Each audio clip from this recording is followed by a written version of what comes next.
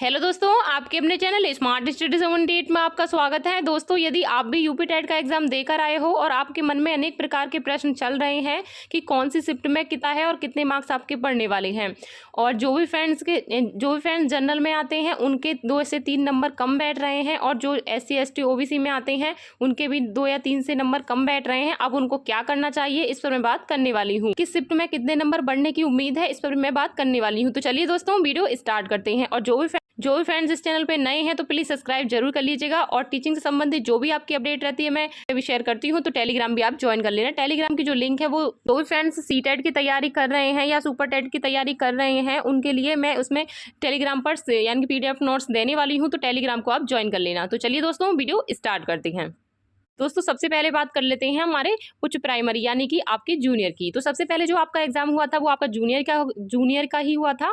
तो देखिए, तो सबसे पहले जो आपकी पहली शिफ्ट जो रही है वो आपकी 2 जुलाई रही है, क्योंकि आपके जो एग्जाम है 2 यानी कि 2 का और 3 का और 4 जुलाई यानी आपके 3 दिन आपके एग्जाम रहे हैं। इन तीनों दिनों में ही आपके 2-2 करके शिफ्ट रही हैं, और 4 को आपकी एक ही शिफ्ट रही है।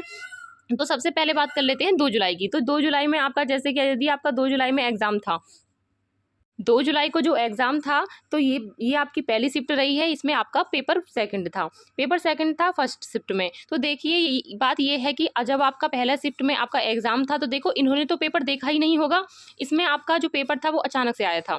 मतलब जब आप एग्ज़ाम हॉल में बैठे होंगे तो आपके जो वो है आपने पहली बार ही पेपर देखा होगा, तो आपको बहुत ही कठिन लगा होगा। और कठिन ये है कि आपको भाई जो करता है पेपर उन्हीं को पता होती है। बाहर तो ऐसा ही लगता है कि कठिन नहीं था, मतलब जो करता है उसी को पता चलती है कि बाहर करने में और परीक्षा हॉल करने में थोड़ा अंतर होता है। तो देखिए, ऐसा होता है कि जब कभी कभी ऐसा होता है कि हमारे यानी कि आए हुए क्वेश्चन भी हमसे गलत हो जाते हैं, परीक्षा हॉल का ये प्रेशर होता है।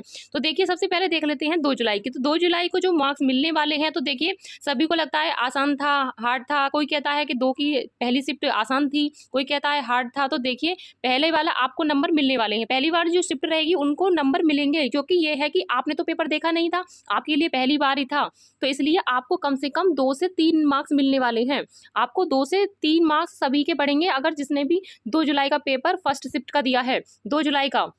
और नेक्स्ट बात करती हूँ मैं 2 जुलाई को जो सेकंड पेपर जो आपका शाम को हुआ था सेकंड शिफ्ट वाला, तो उनको कितने नंबर मिलने वाले हैं। तो देखिए, अब ये है कि 2 जुलाई का पेपर तो आपने देखा नहीं था, मतलब फर्स्ट शिफ्ट वालों ने, तो लेकिन सेकंड वालों ने देख लिया था।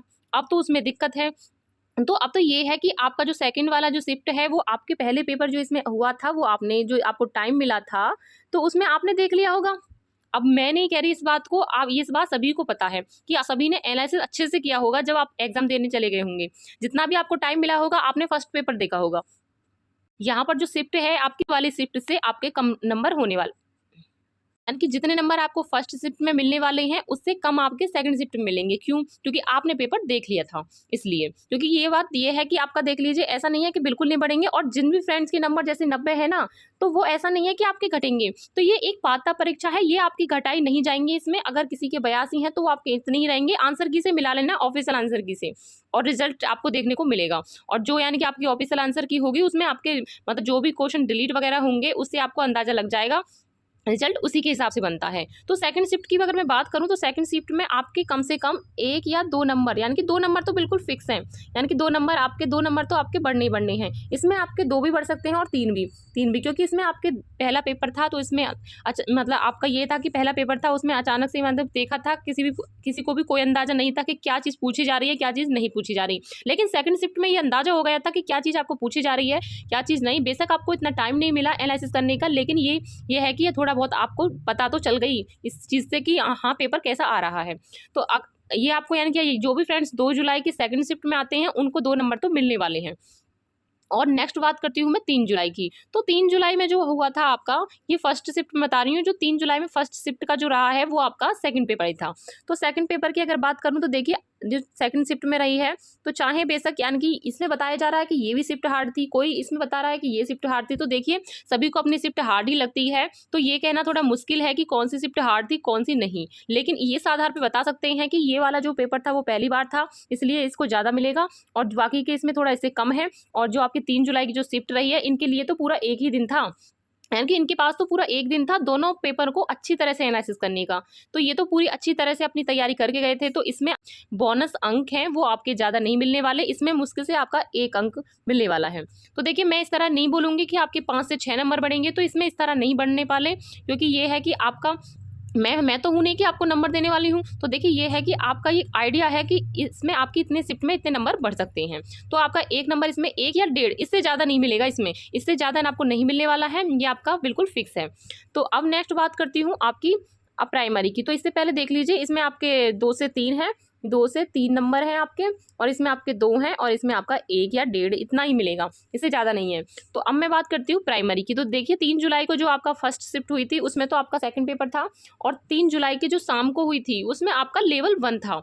आपके लेवल यानी कि लेवल 1 यानी कि लेवल 2 तो आपका 3 जुलाई फर्स्ट में था, और लेवल 1 जो था वो आपका 3 जुलाई शाम को शिफ्ट थी। तो उनका पेपर तो बिल्कुल अलग हो गया, प्राइमरी का जो हुआ उसमें आपका बिल्कुल ही अलग हो गया।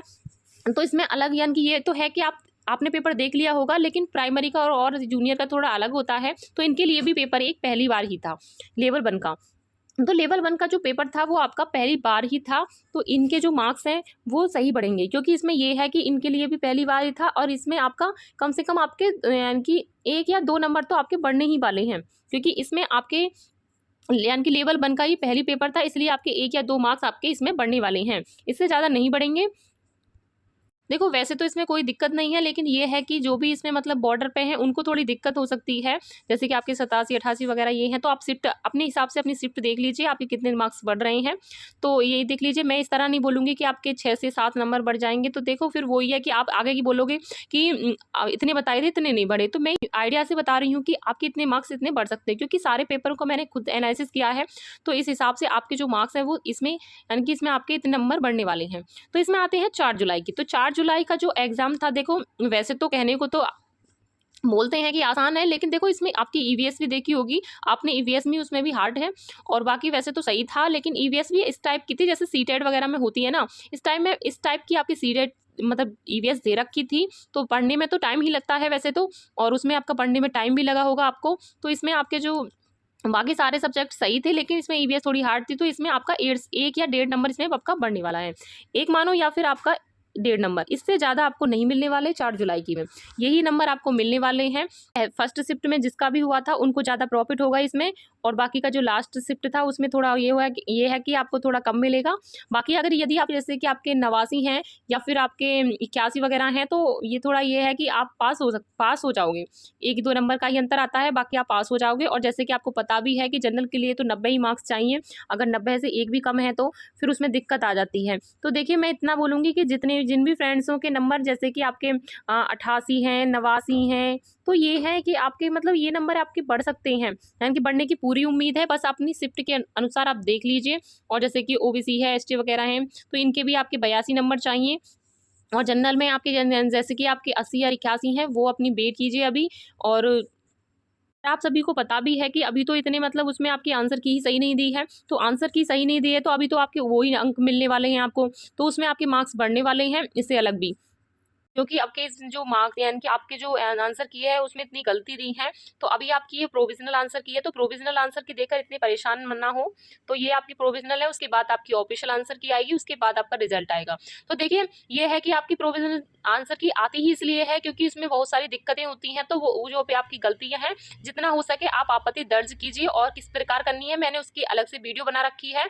और जितना हो सके आपको इस टाइम आपको नंबर आपके बच सकते हैं, यानी कि कहने का मतलब ये है कि अब यही टाइम है जब आप अपने नंबर को बढ़ा सकते हैं आपत्ति करके। और ये ना सोचिए कि जिसने किया है आपत्ति उनको ही नंबर मिलने वाले हैं, जिन्होंने नहीं किया उनको भी मिलेंगे। तो ज्यादातर आप आपत्ति कीजिए, आपके उसमें मार्क्स आपके बढ़ सकते हैं, क्योंकि उसमें आपका संशोधन होगा, उसके बाद ऑफिशियल आंसर की आएगी और डायरेक्ट आपको देखने को मिलेगा कि आपके रिजल्ट में मार्क्स आपके बढ़ रहे हैं।